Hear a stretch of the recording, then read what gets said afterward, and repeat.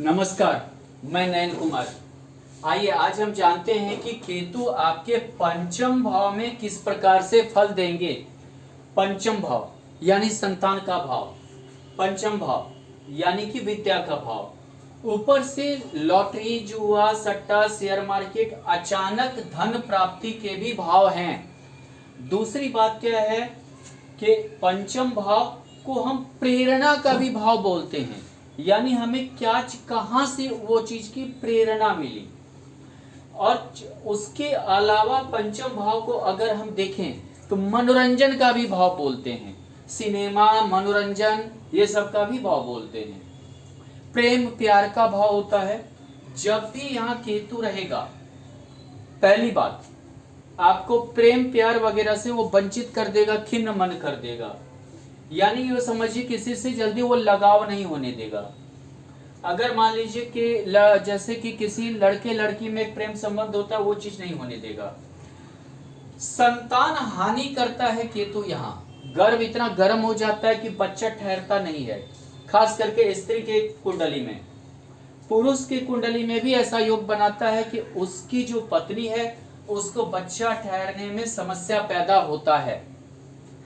तीसरी बात, केतु यहाँ आपको धन से, अचानक धन से थोड़ा विमुख भी करेगा। अगर आपको मिल भी गया तो वो कोई तीसरा ही चीज में आपका खर्च हो जाएगा। चौथी बात, अचानक आपकी पढ़ाई राहु केतु के वजह से डिस्टर्ब होता है। लेकिन अगर योगकारी केतु है तो आप टेक्निकल चीज में, छोटे छोटे technical, mobile, ultrasound, CT scan, computer का कोडिंग, ये सब की ओर जा सकते हैं आप। ये सब के गैजेट जो होता है छोटा छोटा, ये कैमरा, फिल्म शूटिंग करना, ये सब की ओर जा सकते हैं। थोड़ा सा विच्छेदनवादी ग्रह है तो लगाव स्टार्टिंग में करवाएगा, लेकिन बाद में उस चीज से वो आपको विमुख करेगा।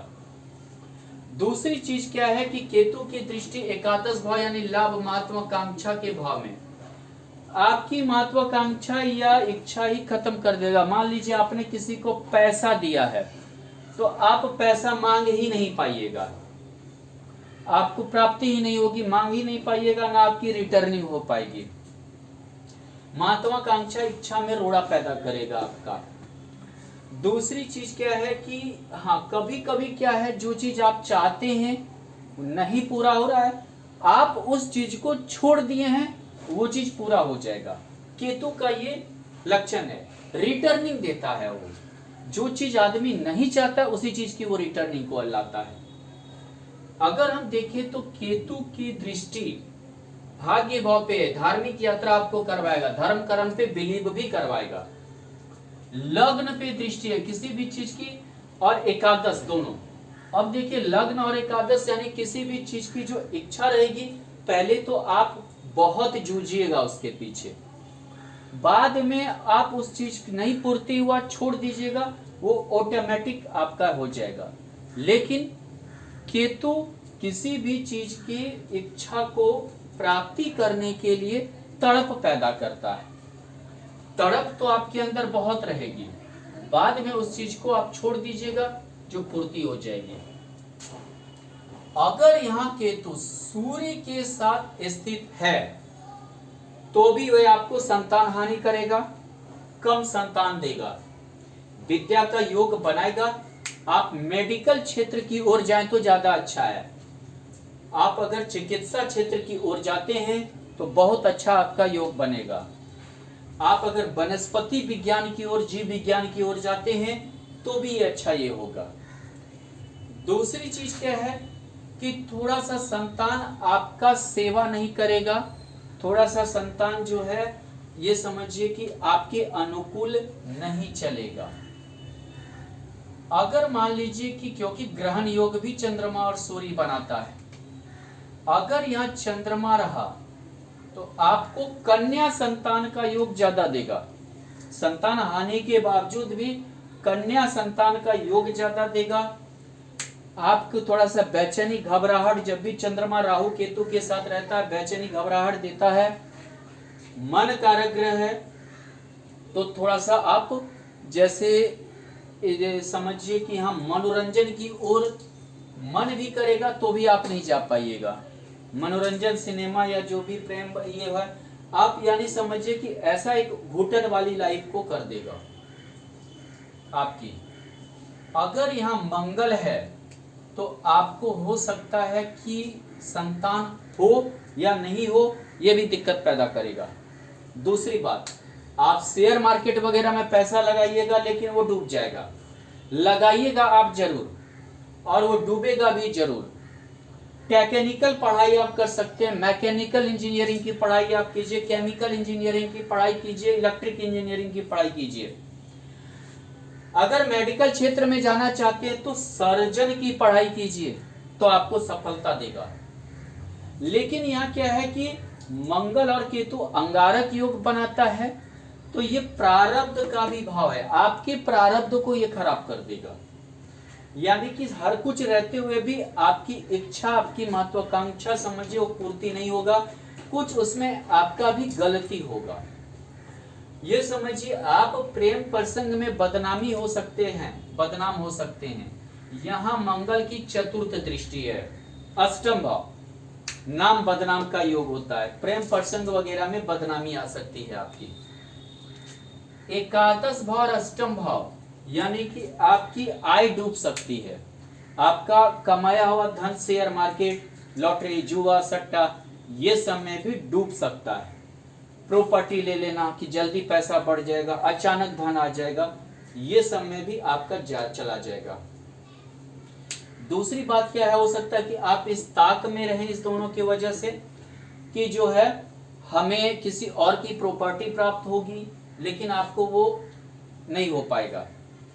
दूसरी चीज क्या है कि यहाँ पर मंगल और केतु जादू टोना वगैरह, क्योंकि अष्टम भाव पे दृष्टि पंचम में है, पे भी आप बिलीव करेंगे।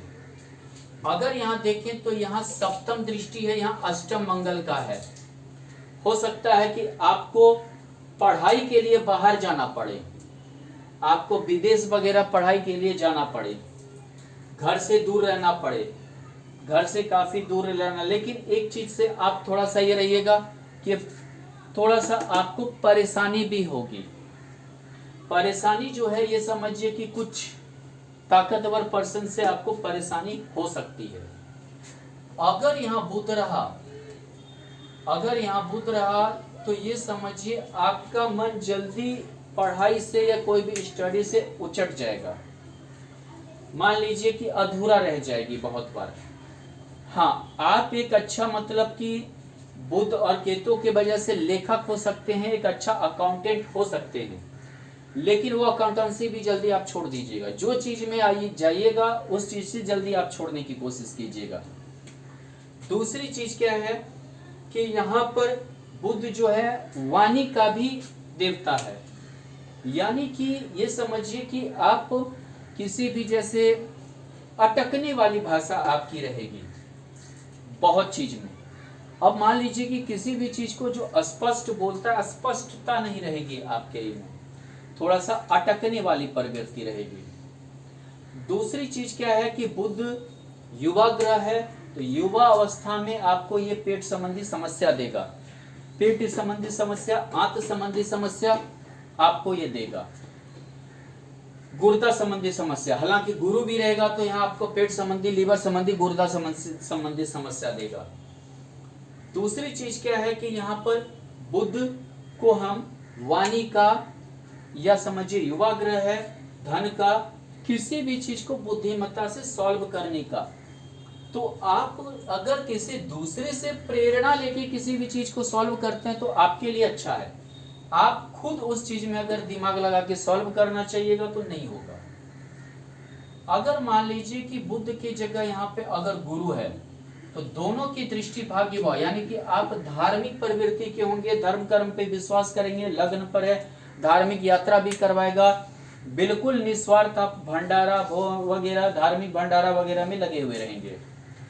दूसरी चीज क्या है कि यहाँ पे आपको ये उच्च विद्या तो दिलाएगा, हो सकता है आप पीएचडी कर लें, मास्टर डिग्री कर लें, दोनों की भाग्य भाव पे यानी उच्च विद्या ये है, लेकिन फिर भी आपकी जो लाइफ है वो धर्म कर्म में ही बीतेगी, अध्यात्म में ही बीतेगी।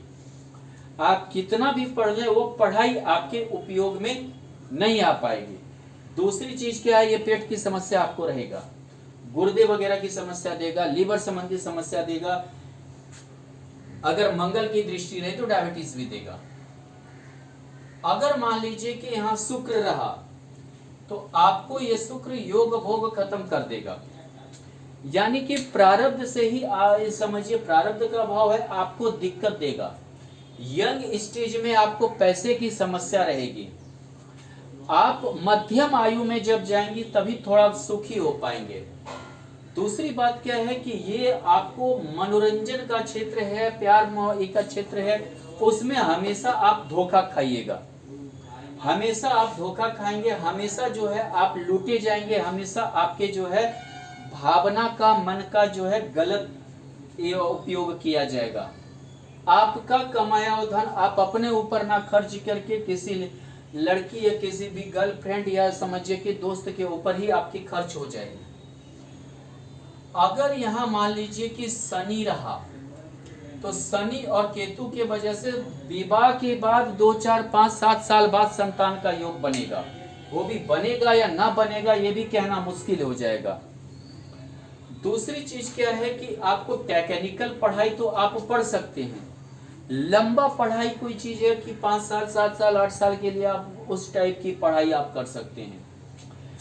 आपको टर्न लाइफ में शनि और केतु जहां रहता है टर्निंग बहुत जल्द तेजी से लाता है। शनि की दृष्टि यहाँ है, केतु की दृष्टि भाग्य भाव पे है, यानी कि विवाह के बाद आपका जो समझिए हो सकता है कि बंटाधार हो जाए। पत्नी ऐसा मिलेगी कि जो है आप मतलब पत्नी के कारण आप में रुकावट, आपके भाग्य में रुकावट आ जाएगी, आप डिस्टर्ब हो जाएंगे।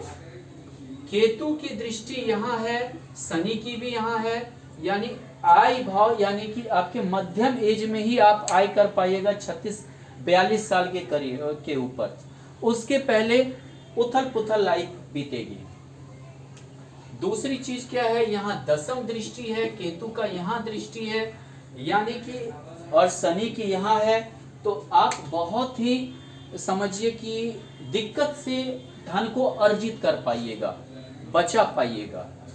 आप हमेशा जो है एक दिक्कत से, एक नीरस प्रवृत्ति और समझिए कि बिना उत्साहित आदमी थोड़ा सा रह के थोड़ा सा धन अर्जन कर पाइएगा। धन अर्जन करने में भी आपको बहुत सारा समस्या झेलनी पड़ेगी। अब देखिए शनि का यहाँ, केतु का यहाँ दृष्टि है, यानी कि आपका पत्नी से लगाव नहीं हो पाएगा और काफी ज्यादा दिक्कत होगी, लगाव में दिक्कत होगा। शनि का यहाँ, केतु का यहाँ, यानी कि भाग्य में ये समझिए निर्धन रहने का भी योग हो सकता है। अगर मान लीजिए यहाँ आपका सप्तमेश हो, सप्तमेश केतु के साथ पंचम भाव में स्थित हो, तो आप समझिए हमेशा प्यार में धोखा खाइएगा, हमेशा आप लूटे जाइएगा और आपके बर्बादी का कारण ही आपकी जो है प्रेम प्यार ही रहेगा, जिसके कारण आप अच्छे करियर को भी बर्बाद कर लीजिएगा। अगर यहाँ केतु के साथ दशम में हो तो ये समझिए कि अगर आप स्टडी से संबंधित, अध्यात्म से संबंधित कोई वर्क करते हैं तब तो ठीक है, नहीं तो आपका पुत्र ही आपको जिंदगी भर कमाए के खिलाएगा। आपके अपने से कुछ होने का बस का चीज नहीं है, आप हर चीज से भागते फिरिएगा। अगर मान लीजिए कि द्वितीय ये केतु के साथ यहाँ पंचम भाव में स्थित हो, तो यानी कि आपको जो खानदानी पैतृक संपत्ति होगी वही भोग होगा आपका। खुद से कमाने, खुद से धन अर्जन नहीं हो पाएगा, खुद से आप कोई भी धन अर्जन नहीं। पैतृक संपत्ति, किराया हो गया, भाड़ा हो गया, खेती हो गया, बगीचा हो गया, बाग बगीचा हो गया, पशुपालन हो गया, उसी से जो खानदानी रहेगा उसी से आप अर्जन कर पाइएगा। बाद बाकी आपके बस की चीज कुछ नहीं रहेगी। धन्यवाद।